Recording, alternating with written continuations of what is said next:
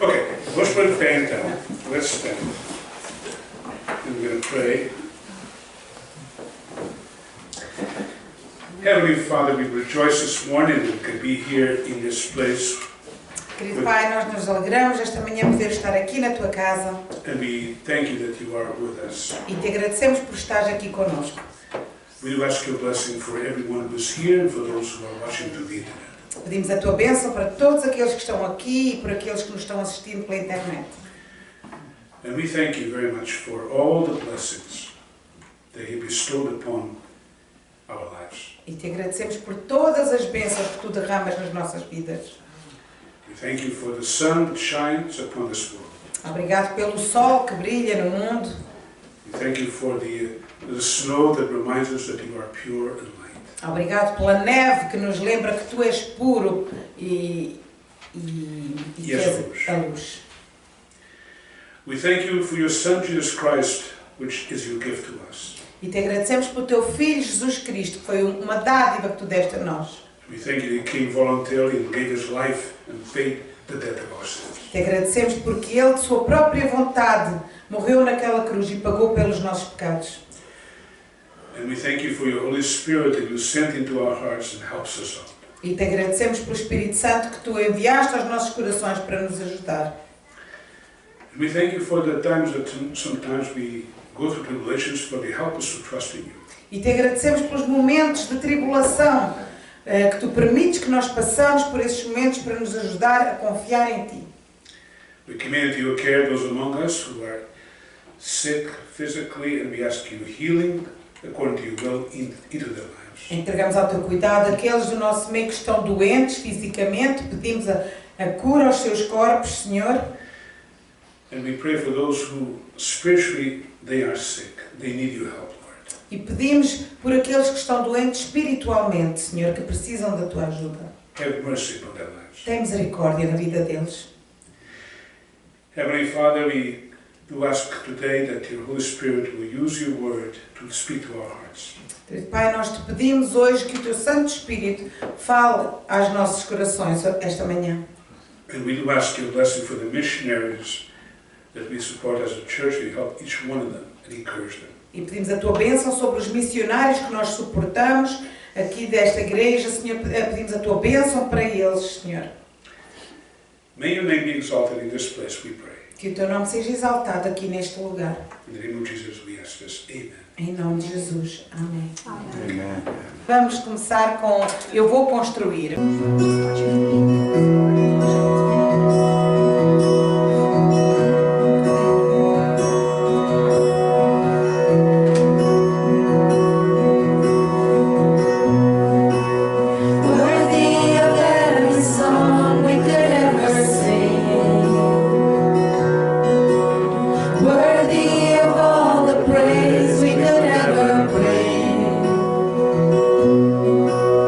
Worthy of every breath.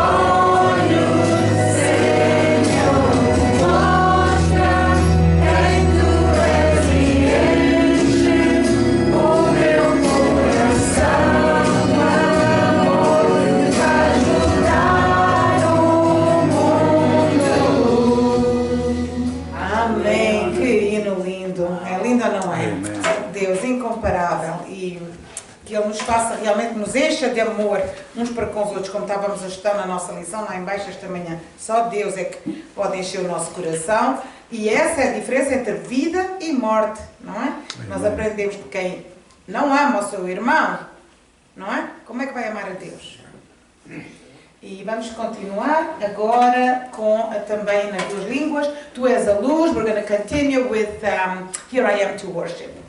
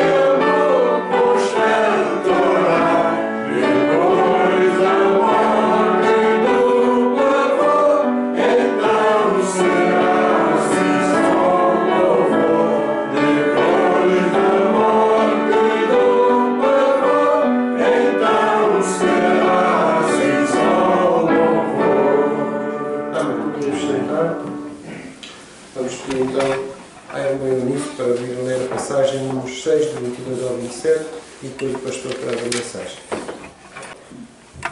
Graça e paz, meus irmãos. Então vamos ler a passagem, a palavra do Senhor que se encontra em Números 6, versos de 22 a 27. Nos coloquemos de pé. Números 6, de 22 a 27, diz assim: E falou o Senhor a Moisés, dizendo: Fala a Arão e a seus filhos, dizendo: Assim abençoareis os filhos de Israel, dizendo-lhes: O Senhor te abençoe e te guarde, o Senhor faça resplandecer o seu rosto sobre ti e tenha misericórdia de ti. O Senhor sobre ti levante o seu rosto e te dê a paz. Assim porão o nome do Senhor sobre os filhos de Israel e eu os abençoarei. Amém. Amém. Podeis acertar. Ora, os irmãos já repararam que temos aqui obras aqui na frente. Como estão vendo isto aqui, e o nosso irmão Domingos está em cargo disso, tem feito um bom trabalho. E ainda não está completo, portanto, tenham calma. Ora, vamos então abrir a Bíblia para Números capítulo 6. Números capítulo 6. Ora, meus irmãos, a mensagem de hoje, com respeito a este texto que nós acabamos de ler, é que Deus faz uma promessa de trazer bênçãos para a nação de Israel. E reparem que Deus disse a Moisés: sou eu que estou falando contigo para dizer isto às pessoas. É o que lemos aqui no versículo 22. E falou o Senhor a Moisés, dizendo: Fala a Arão e a seus filhos, dizendo: Assim abençoareis os filhos de Israel, dizendo-lhes. Portanto, aquilo que nós vamos ler é aquilo que Deus disse a Moisés para dizer aos sacerdotes, para eles abençoarem a nação.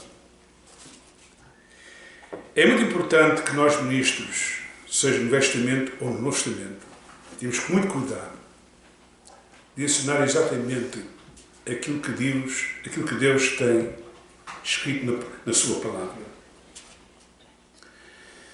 Eu tento, com a ajuda de Deus, ensinar exatamente o que está aqui escrito na Bíblia. E levo bastante tempo a meditar naquilo que está aqui escrito, antes de pregar. Reparem que nós devemos interpretar a Bíblia no seu próprio contexto. Um bom exemplo está aqui nesta passagem que acabamos de ler.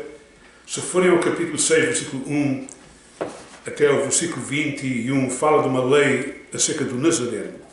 E reparem que uma das coisas que Deus queria que os nazarenos fizessem, quando fizessem o voto, reparem o que lemos no versículo 3 a 4. De vinho e de bebida forte se apartará.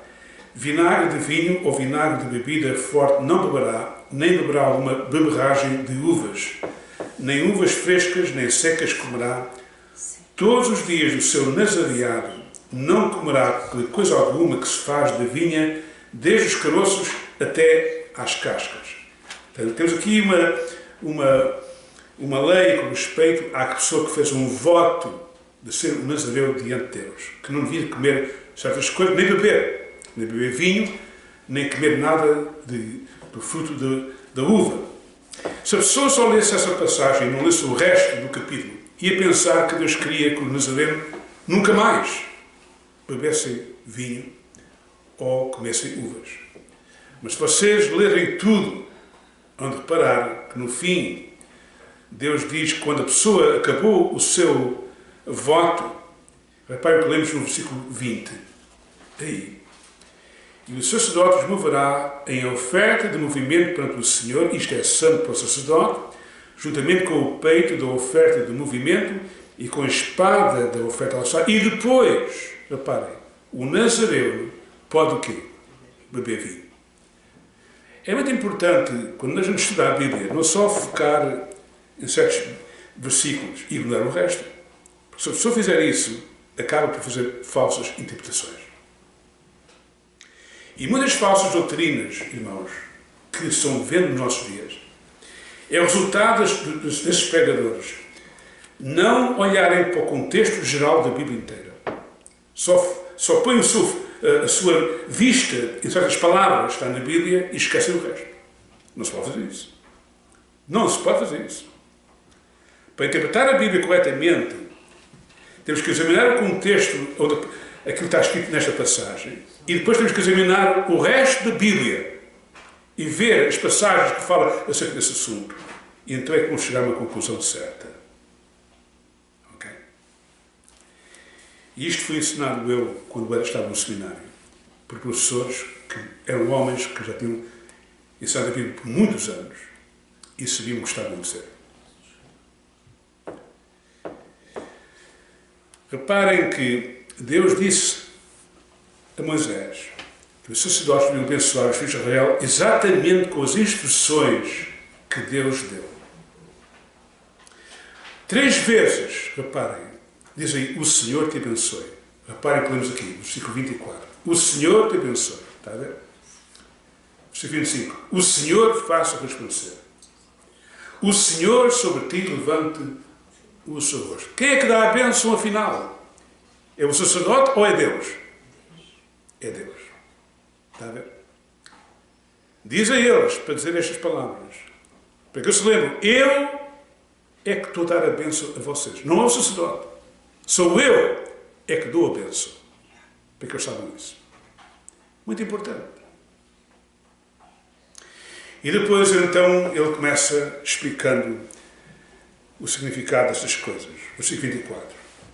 O Senhor te abençoe. Ora, meus irmãos, será que nós não precisamos das bênçãos de Deus? Pois claro, precisamos. Todos nós precisamos que Deus nos abençoe. E é isto que Deus está dizendo aos sacerdotes. Quando vocês orarem, digam a eles, o Senhor te abençoe.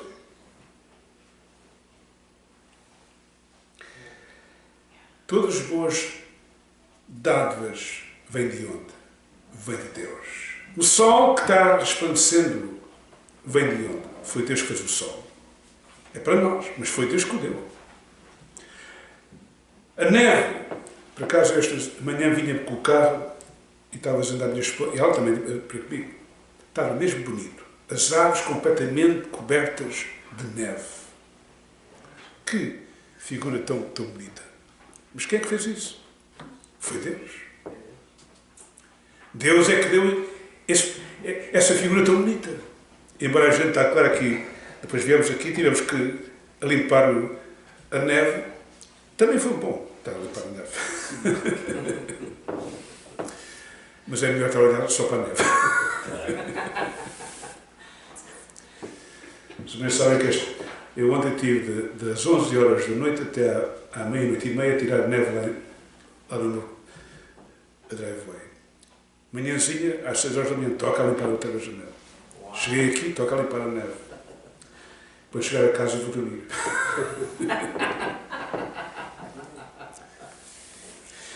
Mas voltando ao assunto, as bênçãos que nós recebemos vêm de Deus. Tiago escreveu aos cristãos, em Tiago capítulo 1, versículo 17, toda a boa dádiva e todo o dom perfeito vem do alto, descendo o Pai das luzes, em quem não há mudança nem sombra de variação. Tudo que é bom vem de Deus. Reparem que o apóstolo Paulo, quando escreveu à igreja de Éfeso, isto lemos em Efésios capítulo 1, versículo 3, ele disse o seguinte: bendito seja o Deus e Pai do nosso Senhor Jesus Cristo, o qual nos abençoou com todas as bênçãos espirituais nos lugares celestiais em Cristo Jesus. Está a ver? Todas as bênçãos vêm de Deus.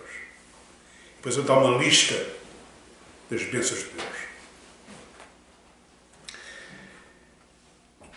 Além das bênçãos que Deus nos dá, aqui lemos o seguinte: o Senhor te abençoe e te quê? E te guarda. Todos nós precisamos da proteção de Deus, irmãos. Nós vivemos num mundo de tribulações, perigos. Quantas vezes Deus me tem livrado da morte? Eu posso dizer a vós, muitas vezes, tenho visto a morte à minha frente. E Deus me tem protegido para que eu não morra. A última foi aquela há 4 anos atrás, com o Marcelo, quando tive aquele acidente. Se não chamassem a ambulância naquele dia, eu morrer ali, mesmo naquele chão. Foi um perigo. 3 dias numa coma. Os médicos estavam pensando, será que vamos operar? Vamos não operar. E depois lá, aquilo abaixou e não operaram. Tive um ano com a mente um bocado com um problema sério, irmãos. Mas quem é que me protegeu? Foi Deus. Quem me curou, irmãos? Foi Deus. Foi um milagre. Eu posso dizer agora, foi um milagre. Foi Deus que me curou. Que os médicos estavam com medo e disseram assim, você não pode ir para a igreja a pregar agora. Também, como você está, sua mente não está boa. Foi Deus que me curou. Deus fez um milagre. Temos um inimigo bem grande que trabalha 24 horas por dia, não toma nenhum break. Em português não toma nenhuma descanso. Está sempre a trabalhar. A ver qual é a maneira como pode tentar a gente para que a gente caia no chão. Reparem que na oração do Pai Nosso, Jesus disse para nós orarmos desta maneira: e não nos induzas à tentação, mas livra-nos do quê? Do mal. Está a ver? E aqui nesta oração que Deus mandou os sacerdotes fazer, Ele disse, orar desta maneira: o Senhor te abençoe e te guarde. Que Deus te guarde e proteja. Eles precisam que guarde eles e os proteja.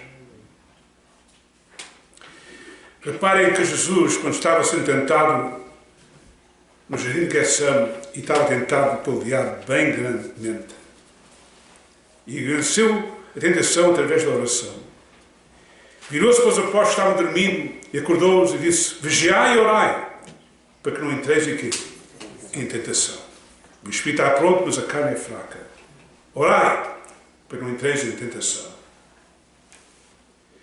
Os irmãos sabem que Jesus é um exemplo para nós, porque Ele foi sempre tentado. Desde que nasceu até à morte. Foi sempre tentado. Quando Jesus nasceu, os irmãos sabem que o rei Herodes quis matar a quem? A Jesus Cristo. Quem é que estava por trás do rei Herodes, irmãos? Era o diabo.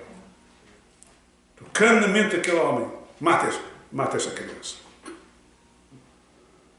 Era? Como o diabo usa pessoas para nos fazer mal. E Deus o protegeu. Deus não permitiu que o diabo matasse Cristo quando ele era criança. E Deus falou a José e Maria: saiam daí e vão para a terra do Egito. O rei Herodes quer matar a criança. Deus o protegeu. Quando Jesus começou o seu ministério, teve 40 dias e 40 noites orando a Deus, ao seu Pai, e não comeu e jejuou 40 dias e 40 noites. Estava cheio de fome no fim. O diabo vendo a fome de Jesus, tentou. Se tu és o Filho de Deus, transforma essas pedras que estão ali em pães. Eu sei que tens poder. Faz isso. Então, mostra a nós que tu és o Filho de Deus. Jesus não precisava de fazer nada, irmãos, para mostrar, nem provar a ninguém que ele é o Filho de Deus. O diabo sabia perfeitamente que Jesus era o Filho de Deus.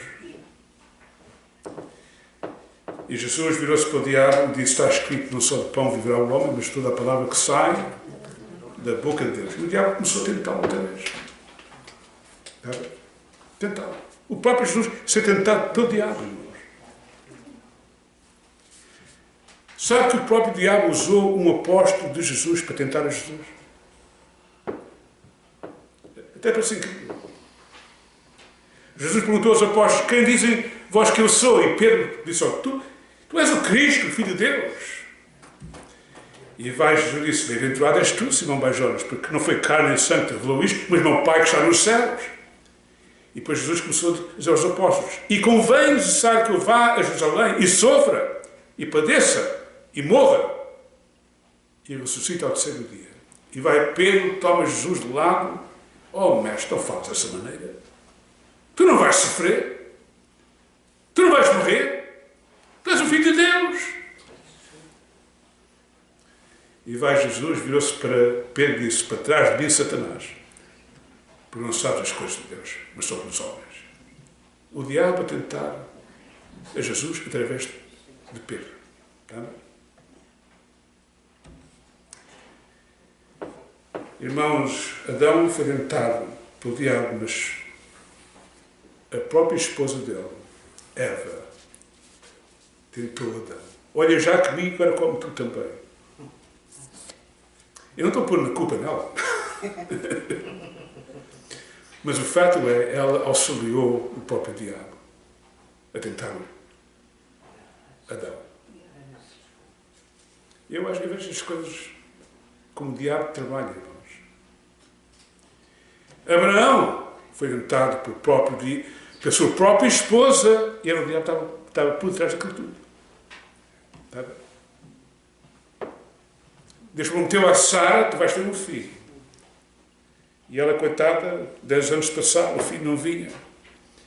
E ela pensou, bem, as pessoas aqui fazem assim, quando a mulher não pode ter um filho, então o marido entra à serva e o filho da serva pertence à esposa do marido. E ele pensou, se calhar é isso que Deus quer que tu faças. Queria ajudar a Deus, está a ver? Os irmãos sabem os problemas que vemos na Palestina hoje. É o resultado de uma tentação que o diabo usou aquela mulher para tentar Abraão. Milhões de pessoas têm sofrido por causa dessa queda. Milhões de pessoas. Mas o diabo usou a Sara para tentar o seu próprio marido. E ele caiu. Ele é responsável. A gente deve saber uma coisa. Ele é responsável. Que ele devia ter dito à esposa, não. Deus prometeu que és tu, vais ter um filho, tu vais ter um filho. E para aí. Mas ele cedeu. Sabe, queridos irmãos, que o diabo usou os fariseus para tentar a Cristo tantas vezes. Tantas vezes. Com perguntas a ver se Jesus caía.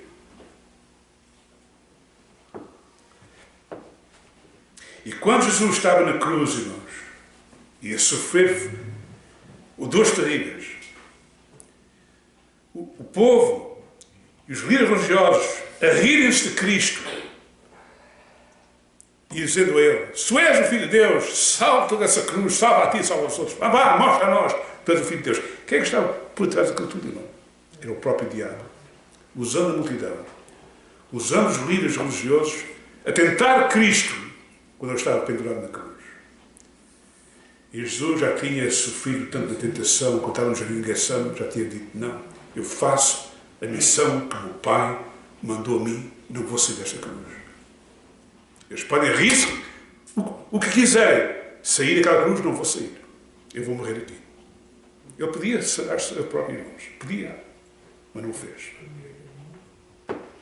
Mas estava sendo tentado pelo diabo. Estava. Usando as pessoas, os líderes religiosos, para ver se Jesus não fazia a missão que Deus o mandou o fazer. Está a ver? Ora, estou dizendo isto aos irmãos para ver. Se o diabo tentou o Filho de Deus, que é o Filho de Deus, quanto mais ele tenta a nós. Já pensaram nisso? Portanto, Deus tem muito cuidado, irmãos. Sabe que o apóstolo Paulo escreveu à igreja de Coríntio. Escrevemos em 2 Coríntios, capítulo 2. Ele avisou-os e escreveu estas palavras. E a quem perdoares alguma coisa, também eu, porque também perdoei. Se é que tem perdoado por amor de vós, o fiz na presença de Cristo, para que não sejamos vencidos por Satanás, porque não ignoramos os seus ardis. Aqui está ele avisando os cristãos da igreja de Corinto. Tenham cuidado.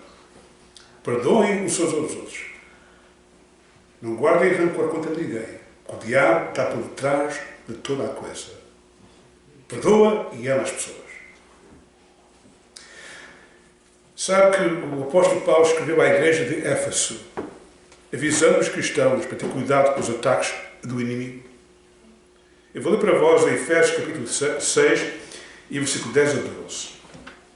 No demais, irmãos meus, fortalecei-vos no Senhor e na força do seu poder, revestivos de toda a armadura de Deus, para que possais estar firmes contra as astutas ciladas do diabo, porque não temos que lutar contra carne e sangue, mas sim contra os principados e contra as potestades, contra os príncipes das trevas deste século, contra as hostes espirituais da maldade nos lugares celestiais.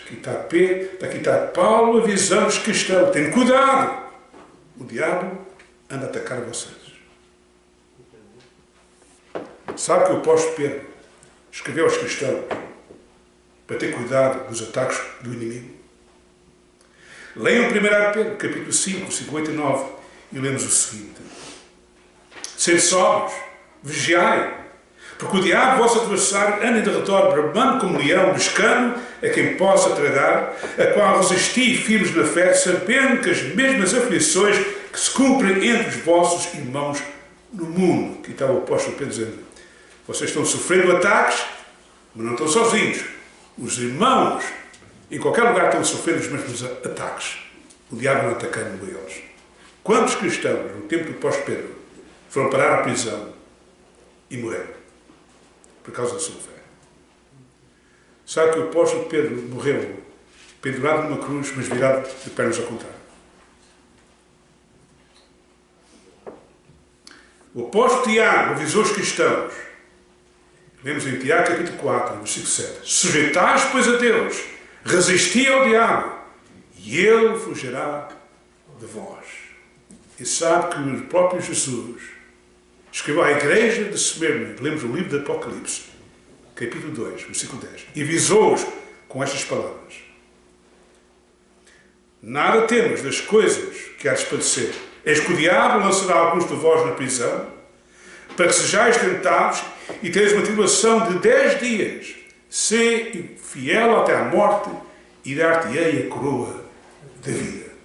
Aqui está de Jesus dizendo aos membros da igreja de Esmirna, não temam quando forem atacados pelo diabo. Ele vai lançar vocês na prisão, alguns de vós vão morrer e vão sofrer, mas não tenham medo. Ser fiel até ao fim. Ora, meus queridos irmãos, nós não devemos estar a pensar sempre no diabo. Eu não gosto de estar a pensar. Estou avisando a vocês, porque está aqui escrito na Bíblia, está claro. Nós devemos olhar para quem? É para Deus. E esta oração não estava olhando para o inimigo, estava olhando para Deus. Está a ver? Que o Senhor respondesse o seu rosto sobre vós. Está a ver? E te guarde. E te guarde. Quem nos ajuda é Deus. Se Deus é por nós, quem será contra nós? Está a ver? Olha para Deus. David matou o Golias porque olhou para quem?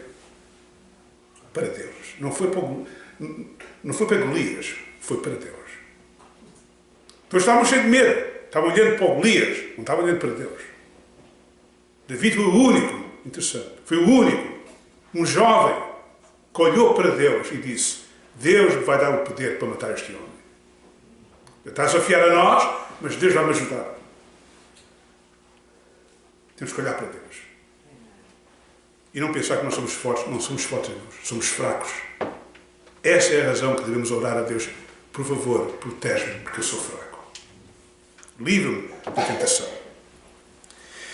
E depois lemos em Números capítulo 6 e versículo 25.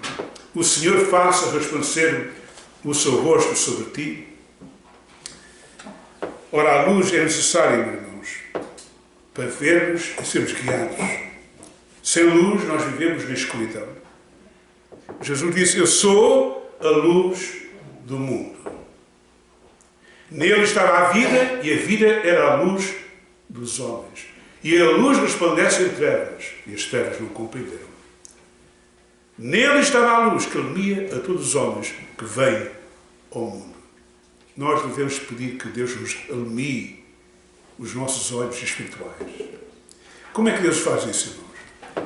É através da sua palavra, que nos ajuda a compreender a vontade de Deus, mas é através do Espírito Santo, irmãos. E hoje vou falar um pouco acerca que o Espírito de Deus foi enviado para nós, para ser uma luz, para a gente poder compreender a sua palavra.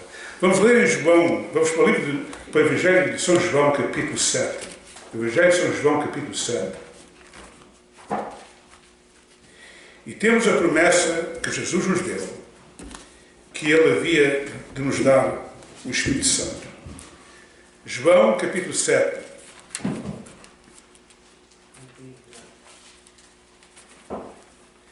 e versículo 37 até 39. E no último dia, o grande dia da festa, Jesus pôs-se em pé e clamou dizendo: se alguém tem sede, venha a mim e beba. Quem crê em mim, como diz a Escritura, rios de água viva correrão do seu ventre. E isto disse ele do Espírito, que te haviam de receber os que nele crescem, porque o Espírito Santo ainda não fora dado, por ainda Jesus não ter sido glorificado. Aqui temos a promessa que Jesus deu aos apóstolos: eu vou enviar-vos a vós o Espírito Santo. Quando eu for glorificado, quer dizer, primeiramente tem que morrer, tem que ressuscitar os mortos, daqui para o céu, e depois ele enviar o Espírito Santo para vós.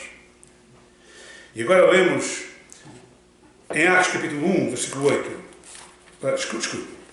Em Atos capítulo 1 e versículo 8. Jesus disse o seguinte, antes de ir para o céu, ele disse aos apóstolos o seguinte: mas recebereis a virtude do Espírito Santo que há de vir sobre vós, e ser-me-eis testemunhas tanto em Jerusalém, como em toda a Judeia e Samaria, e até aos confins da terra. Isto para mim ajudou muito, irmãos, na minha vida espiritual. A saber que não sou eu que faço o trabalho, é o Espírito Santo. É Ele que me dá o poder para aprender a palavra de Deus e para pregar a palavra de Deus, e é Ele que usa a palavra de Deus para converter as pessoas. Não sou eu, irmãos. Não sou eu. Nem é nenhum apóstolo, nem é ninguém que consegue converter as pessoas. É o Espírito de Deus. Reparem o que lemos em João, agora, vamos ler em João capítulo 14, no Evangelho de São João capítulo 14, as palavras que Jesus disse aos apóstolos. João capítulo 14, versículo 15 a 17. Se me amardes, guardareis os meus mandamentos, e eu rogarei ao Pai, e Ele vos dará outro Consolador, para que fique convosco para sempre, o Espírito da verdade, que o mundo não pode receber, porque não o vê nem o conhece, mas vós o conheceis, porque habita convosco e estará em vós. Não vos deixarei órfãos, voltarei para vós. Aqui está a promessa de Jesus. Eu vou enviar o Espírito Santo que vai estar convosco para sempre. E quando o Espírito de Deus entra na vida de uma pessoa, nunca mais sai. Infelizmente, a gente às vezes entristece o Espírito Santo, é verdade. Às vezes a gente ofende o Espírito Santo, é verdade. Mas ele nunca sai de nós. É a promessa que Jesus disse. Está convosco para sempre. E agora reparem o que Jesus disse em João capítulo 14 e versículo 25 a 26. Tenho-vos dito isto, estando convosco, mas aquele Consolador, o Espírito Santo, que o Pai virá em meu nome, esse, reparem, vos ensinará todas as coisas e vos fará lembrar de tudo quanto vos tenho dito. Os irmãos sabem que o Evangelho de Mateus, Marcos, Lucas e João, que têm as palavras de Jesus, porque o Espírito Santo ajudou os apóstolos a lembrarem-se dos ensinamentos que Jesus falou com eles. E eles escreveram. Está a ver? Eles escreveram. O apóstolo Paulo escreveu 14 cartas, guiado por quem? Pelo Espírito Santo. Os profetas do Velho Testamento, com as suas profecias, foram guiados por quem? Pelo Espírito Santo. Está a ver? É Ele que ilumina e ensina e nos ajuda na palavra de Deus. Não somos nós. E nesta oração diz que Deus levanta o seu rosto sobre ti. Está a ver? Sobre ti. Levanta o seu rosto sobre ti.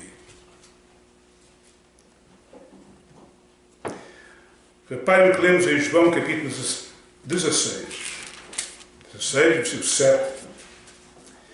Evangelho de São João capítulo 16 e versículo 7. Todavia digo-vos a verdade, pois convém que eu vá, porque se não for, o Consolador não virá a vós. Mas se eu for, enviá-lo-ei. E quando ele vier, convencerá o mundo do pecado. Reparem, quem convence o mundo é quem? É o Espírito Santo. Não somos nós. É o Espírito Santo, irmãos. E da justiça e do juízo, do pecado porque não creem em mim, da justiça porque vou para o meu Pai e não me vereis mais, e do juízo porque já o príncipe deste mundo está julgado. ainda tenho muito que vos dizer, mas vós não podeis suportar agora. Mas quando vier aquele Espírito da verdade, ele vos guiará em toda a verdade. Porque não falará de si mesmo, mas dirá tudo o que tiver ouvido e vos anunciará o que há de vir. Ele me glorificará, porque há de receber o que é meu e vou-lo há de anunciar. Eu acho isto muito interessante. O Espírito Santo nunca se exalta a si próprio. Ele sempre fala para exaltar a quem? A Jesus. Quando as pessoas falam muito do Espírito Santo, dizem assim, ai, esta pessoa não está atuando bem. Não é assim que se fala. O Espírito Santo atua para glorificar a quem? A Deus, não é nós. É a Deus.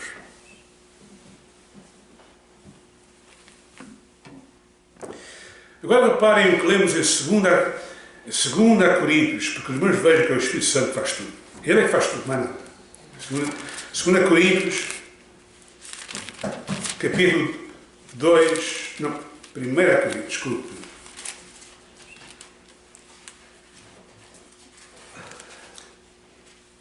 É 1 Coríntios, pois claro. 1 Coríntios, capítulo 2.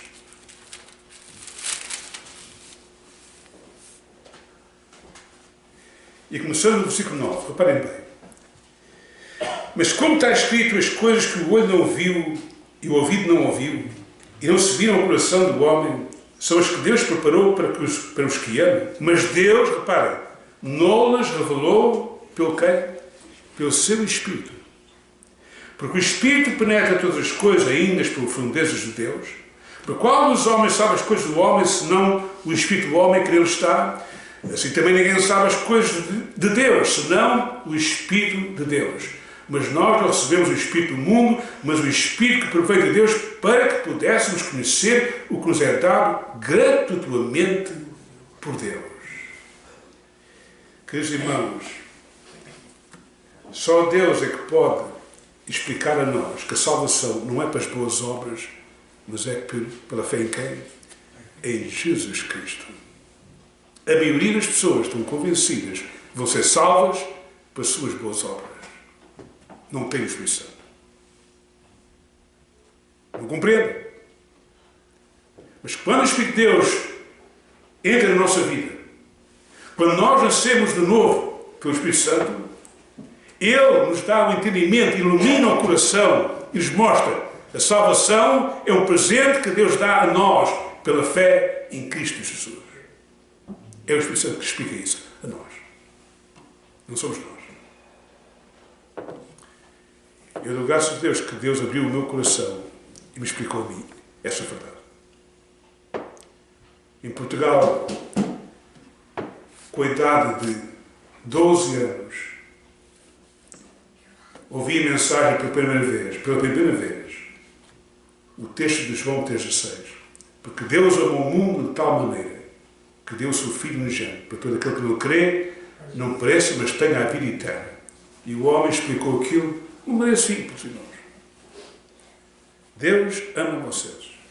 A prova está que Deus deu o seu Filho para morrer na cruz, para salvar a nós dos nossos pecados. E está aqui escrito, quem crê nele tem a vida eterna.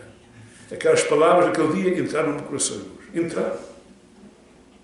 Eu ouvi aquela mensagem assim, faz senso. Que Deus me ama e que o seu Filho pagou a minha dívida. Faz senso.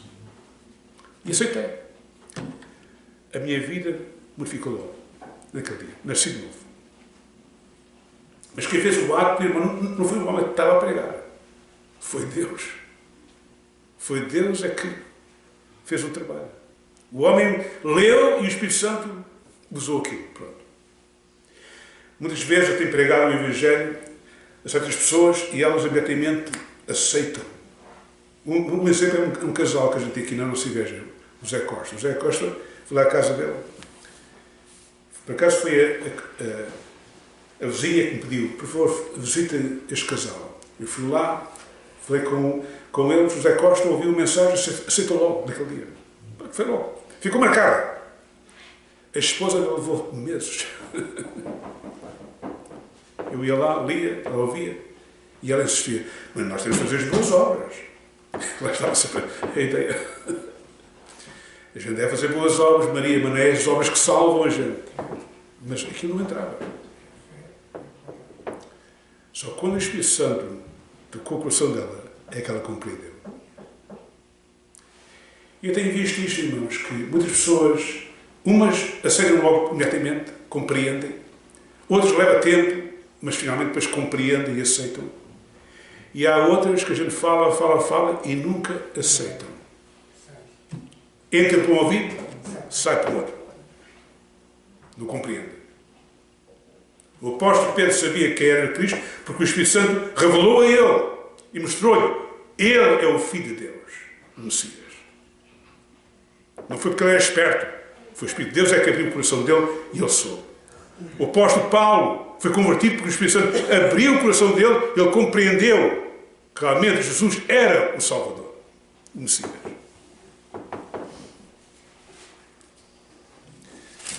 Portanto, quando nós lemos aqui, e vamos lá ler outra vez, Números capítulo 6. Então, Números capítulo 6 e versículo 25. O Senhor faça resplandecer o teu sabor sobre ti, já falámos disso, e reparem depois, e tenha aqui misericórdia de ti. Todos nós precisamos da misericórdia de Deus. O que é que a palavra misericórdia significa? Significa perdoar a quem não merece, irmãos. É o que isso significa. Perdoar a quem não merece. E todos nós precisamos dessa misericórdia porque nós não somos merecedores do perdão de Deus. Quem é que escreveu o Salmo 23, irmãos? Quem é que escreveu esse Salmo? Foi o rei David, não foi? Já repararam as últimas palavras que estão lá escritas no Salmo 23? Certamente que a bondade e o quê? E a misericórdia me seguirão todos os dias da minha vida e habitarei na casa do Senhor por longos dias. Aqui está David escrevendo. Certamente que a bondade e a misericórdia me sigam todos os dias da minha vida. Aquele homem foi um servo de Deus, mas falhou. E a gente temos estudado a vida de David, por acaso, bem profundamente. E ele falhou em muitos pontos. A gente só pensa no adultério e que ele matou um homem inocente, mas foi mais do que isso, irmãos. Mais do que isso. Ele falhou em muitos pontos. Um homem que não era... Ele fez, não de boa vontade que ele fez esses erros, mas falhou. Mas Deus mostrou misericórdia a este homem. Pela lei, David devia ter morrido. A lei demanda, exige, quem comete adultério e é apanhado é condenado à morte. Quem mata um homem inocentemente é condenado à morte. David tinha duas coisas. Cometeu um adultério e matou um homem inocente. E ele, mais tarde, depois de ter feito aquilo, ele reconheceu e estava cheio do peso, envergonhado de ter cometido um pecado daqueles. Ele pensou, com certeza que Deus não vai perdoar a mim aquilo que eu fiz. A lei diz, quem comete adultério é condenado à morte. Quem mata um homem inocente é condenado à morte. Como é que Deus vai perdoar a mim? E o homem andou em terrores, nem dormia, nem descansava, pensando no pecado que ele cometeu. Até que finalmente Deus, vendo o coração dele bem quebrado, mandou o profeta Natã, vai ter lá com o David e vai dar uma boa notícia a ele, que ele anda pensando que eu nunca vou perdoar a ele. E então o profeta Natã lá contou aquela história que os irmãos conhecem muito bem, e depois David disse assim, eu sou esse homem, eu mereço morrer, eu pequei grandemente. E o profeta, o que é que o profeta Natã disse a ele? Também estás perdoado. Deus te perdoou. Mas vais sofrer as consequências. Mas estás perdoado. Aquele peso enorme, irmãos, saiu da cabeça dele. Deus me perdoou. Mostrou misericórdia. Eu mereço, mas Deus perdoou. E se você ler o Salmo 32, é um homem que está louvando a Deus. Porque Deus lhe perdoou os seus pecados. O Salmo 51 é uma confissão em que Davi está confessando a Deus os seus pecados. E depois, no fim, ele escreve assim: quem quer o seu coração, Deus perdoa. Está a ver? Deus perdoa. Vamos ler o Salmo 103, escrito pelo rei Davi. Salmo 103.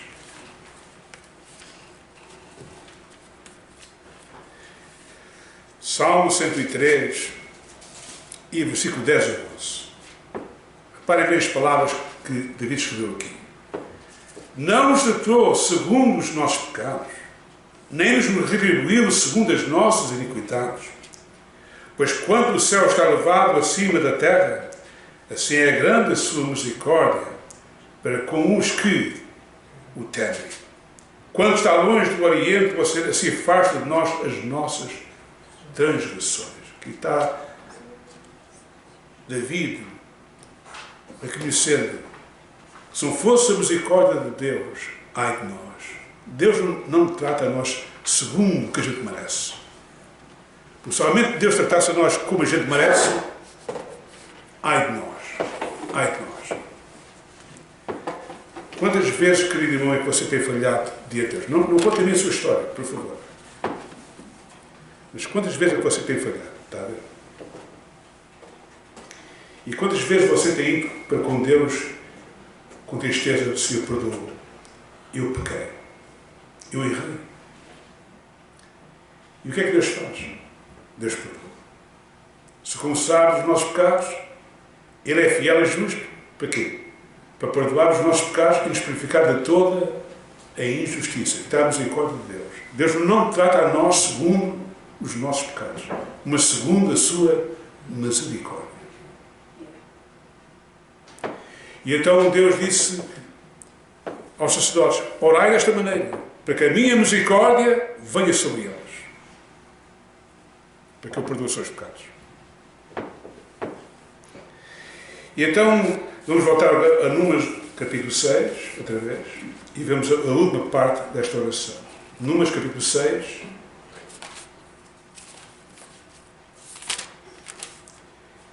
versículo 26. O Senhor sobre ti levanta o seu rosto e te dê o quê? A paz. Será que nós não precisamos de paz, irmãos? Pois claro que precisamos de paz. E há 3 níveis de paz que Deus nos dá. Há a paz entre nós e Deus. Essa recebemos no dia que aceitamos Cristo Jesus como nosso Salvador. Sendo justificados pela fé, temos paz com Deus. Está a ver? Nós éramos inimigos de Deus, mas pela fé em Cristo a gente tem paz quando sabemos que os nossos pecados estão completamente perdoados. Essa fé garante, dá-nos paz entre nós e Deus. Temos paz com o nosso próximo, porque sabemos perdoar como Cristo nos perdoou e sabemos amar como Jesus nos amou. Mas também há outra paz, irmãos, que Deus nos dá. É a paz no interior do coração, em que nós entregamos os nossos problemas, os nossos temores, nas mãos do Senhor e queremos: Ele vai me ajudar. Ele vai tomar conta do assunto. Entrega o teu caminho ao Senhor, confia nele e Ele tudo fará. E quem tem esta fé, irmãos, tem paz. Eu dou graças a Deus, queridos irmãos, que tenho visto isto na minha vida. E tenho visto que Deus me tem dado paz no meio da tempestade, no meio da tribulação. Quando eu tive aquele desastre, irmãos, estive no hospital, eu não fiquei com temor, irmãos. E nem fiquei zangado porque aquilo aconteceu a mim. Mas eu entreguei a minha vida completamente a Deus. E disse: meu Deus, eu não sei a razão que isto aconteceu, mas confio em Ti. Entregue tudo nas Tuas mãos. E a paz e a força de Deus entrou no meu coração, irmãos. Deus me deu paz. As pessoas olhavam para mim e olhavam: mas você não, está tudo nas mãos de Deus. Está tudo nas mãos de Deus. Este nosso irmão ajudou aqui na igreja quando eu estava naquela situação. Deus deu-me paz, não somente naquele dia, mas em outros dias. Quando a minha esposa teve aquilo que ele teve, Deus lhe paz. Entregue a minha esposa nas tuas mãos. A sua vida está nas tuas mãos. E é assim que tenho vivido, irmãos. Entregando os problemas nas mãos do Senhor. E Deus dá paz. Agora eu vou pedir a vocês que se levantem e vamos ler juntamente esta oração. E creia com fé que aquilo que você está lendo, Deus vai pôr na sua vida. Está bem? Pega na sua Bíblia, em Números capítulo 6, e começando no versículo 22, e leia juntamente comigo, está bem? Se quiser ler em voz alta, leia, é consigo. Números capítulo 6, e versículo 22. E para que eu estou olhando pela internet, pega na sua Bíblia e leia comigo estas palavras. E creia no seu coração que esta bênção é para si.